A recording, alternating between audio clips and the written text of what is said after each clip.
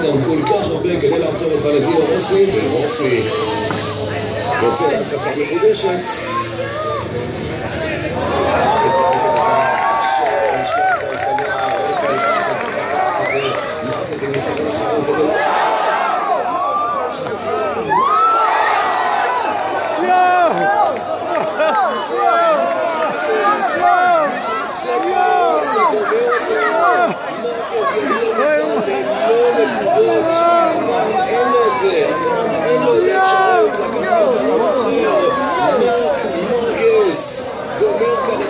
שלו בטרמאס וריו הונדו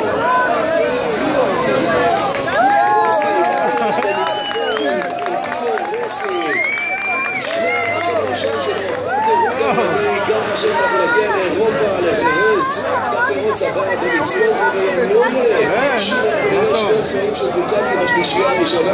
אוצ'ו עדיין לא מאמין, למרות שיש לו רגעים של דאגה אחרי הנגיעה הזו. זה גם הולדת של אוצ'ו, בכלל יופי של מתנה הוא מסדר לו. אבל הם גם יחשבו על מה יגידו אחרי זה ברייס דיירקט, שאנחנו נראה עוד רגע את השידור החוזר של זה ונראה אם היה שם משהו, לא היה שם הפנים המדוגות גם קשורות לזה, אנחנו יודעים שיש שם עניינים.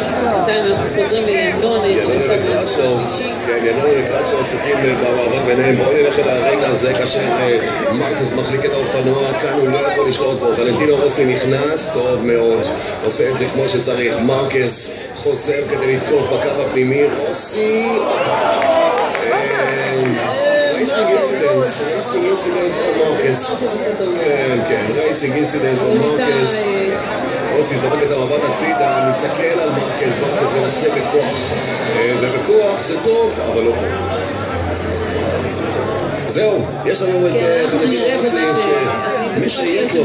יהיה דיון, ואנחנו נראה מה נשמע שם. יהיה דיבור, אין ספק שיהיה דיבור על העניין הזה, אבל בינתיים ולנטינו רוסי יכול להוריד הילוך, יכול לשייט לו בין החוץ לעבר רגל השחמט ולניצחון כאן בטרמאס וריו. זה כרגע את הסקטור השלישי. הנה ההודעה של הרייס דיירקט של בוא נראה מה הם אומרים.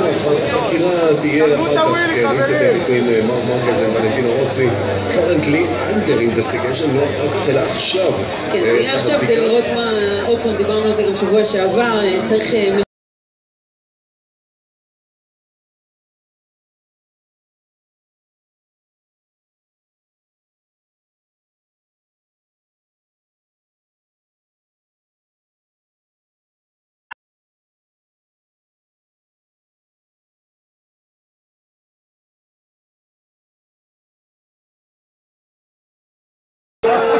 זה תנועות של קרצ'ו